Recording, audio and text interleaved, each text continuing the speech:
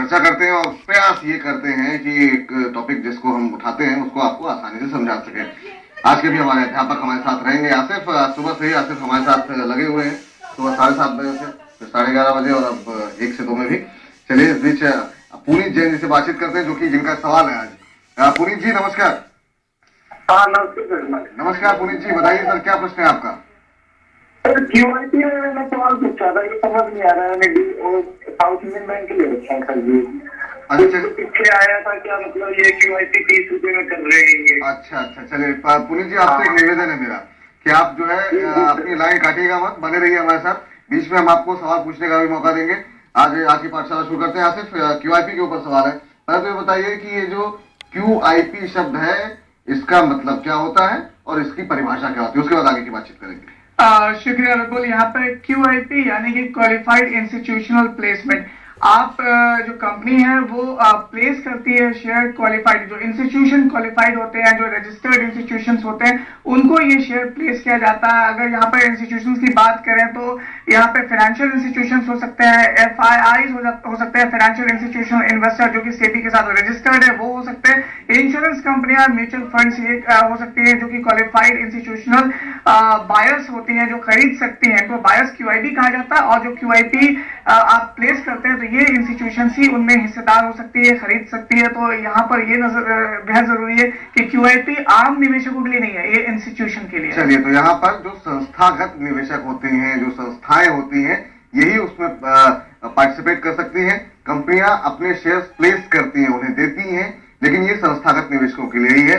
इसमें retail investor participate नहीं करते हैं। अब ये बताइए कि QIP की जो प्लेसमेंट का तरीका होता है वो क्या होता है? बहुत आसान सा है। यहाँ पर QIP प्लेसमेंट का सबसे पहले तो एक प्राइस तय किया जाता है, किस प्राइस पे QIP प्लेस किया जाएगा।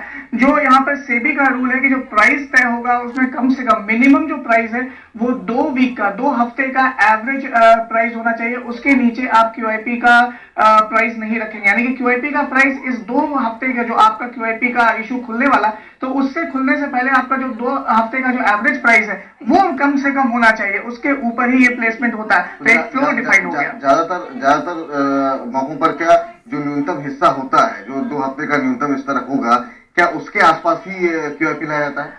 बिल्कुल। यहाँ पर जनरली देखा जाता है कि प्रीमियम पे आपको जो मार्केट प्राइस चल रहा होता है उस मार्केट प्राइस से प्रीमियम पे QIP प्लेसमेंट होता है। क्योंकि तो आप एक चंक में, एक ब्लॉक में किसी इंस्टीट्यूशन को आप शेयर दे रहे होते हैं, और एक तरह से यहाँ पे जो प्राइस डिस्कवरी है वो प्राइस डिस्कवरी भी यहाँ पर देखने के लिए मिलता है। तो प्रीमियम पे होता है, जिसकी वजह से जो सेकेंडरी मार्केट है जहाँ पे शेयर का खरीद बिक्री होता है वहां एक पॉजिटिव रुझान देखने के लिए QIP आपने कहा कि मिनिमम इतना होना चाहिए, अधिकतम की भी क्या कोई सीमा तय की गई है? अधिकतम में आप कहीं पे भी प्लेस कर दो, मगर इंस्टीट्यूशन उस प्राइस पे वो खरीदने को तैयार हो। अगर किसी कोई इंस्टीट्यूशन ऐसा है जो कि आपसे बहुत ज्यादा प्रीमियम पर खरीदने को तैयार है तो आप प्लेस कर सकते हो, मगर ऐसे इंस्टीट्यूशन को खोज के निकालना बहुत मुश्किल होता है। जो रीजनेबल प्राइस होता है उस रीजनेबल प्राइस थोड़ा बहुत प्रीमियम जरूर देखने के लिए मिलता है। चलिए, फायदा क्या होता है रिटेल निवेशकों को और कंपनियों को, और जरूरत क्यों पड़ती है QIP की कंपनियों को? बिल्कुल। यहाँ पे जो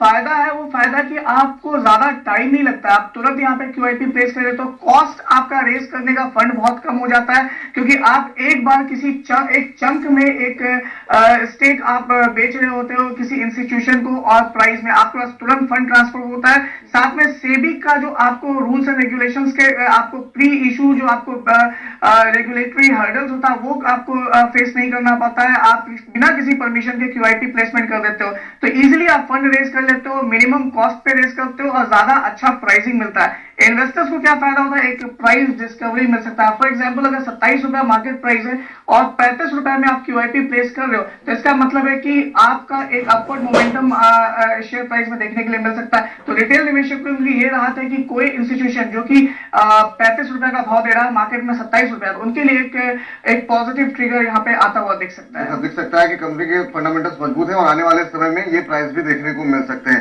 चलिए, हमारे साथ पुनीत जैन जी बने हुए हैं। पुनीत जी, कोई ऐसी चीज जो आपको अभी समझ में ना आ रही हो, आप कुछ क्रॉस क्वेश्चन करना चाहेंगे बीच में? सर मेरा क्वेश्चन ये है, जैसे मैंने साउथ इंडियन बैंक महीने पहले सुना था कि 30 रुपए में लाएंगे QIP जी, किसके बारे में बोला आपने? हाँ, इससे ऊपर जा सकता है तो मैंने 21 में ले रखे हैं सर। आपने आपने किस कंपनी की बात कर रहे हैं आप?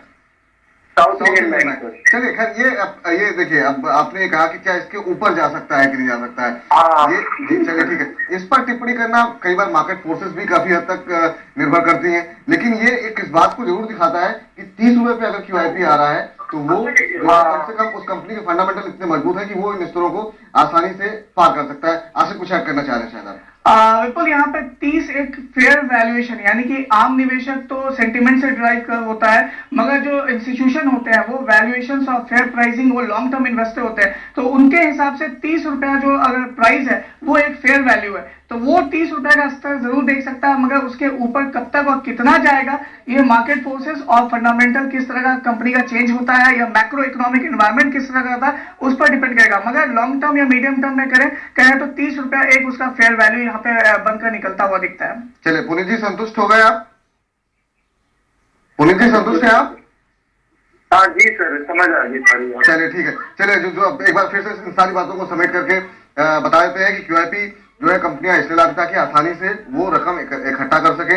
इसमें कोई बहुत लंबा समय नहीं लगता है, लेकिन रिटेल इन्वेस्टर उसमें पार्टिसिपेट नहीं करते हैं। जो संस्थागत निवेशक होते हैं, जो वित्तीय संस्थाएं होती हैं, वो इसमें पार्टिसिपेट करती है। इसके लिए जो कम से कम जो न्यूनतम सीमा होती है वो ये होती है कि 2 हफ्ते का जो औसत भाव शेयर का होगा, वो जो सबसे कम भाव होगा उससे कम आप नहीं ला सकते हैं। अधिकतम कंपनियां ज्यादातर कोशिश ये करती है थोड़े प्रीमियम पर लाने की, और कंपनियों की वैल्यूएशन को देखते हुए, और अगर ये QIP प्रीमियम पर आता है, रिटेल निवेशकों के लिए ये फायदा होता है कि कंपनी की वैल्यूएशन एक अच्छी आकी जा रही है, तो अगर आप वहां पर निवेश कर रहे हैं तो आने वाले समय में, यानी कि वो संस्थागत निवेशक उस कंपनी की वैल्यूएशन काफी आकर्षक समझ रही है, तो वो भाव देखने को मिल सकते हैं। इसी वजह से हम देखते हैं कि प्रीमियम पे जब QIP आता है तो एक अच्छी थोड़ी बहुत तेजी भी यहाँ पर देखने को मिलती है।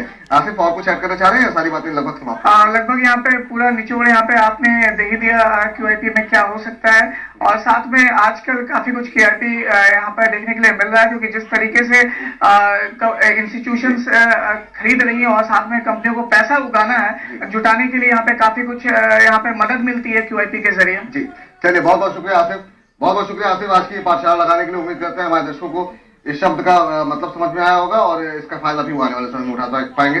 तामे साहब, कोई डिस्क्लोजर आपकी तरफ से और साथ ही साथ आज की पाठशाला पर कोई टिप्पणी आपकी तरफ से?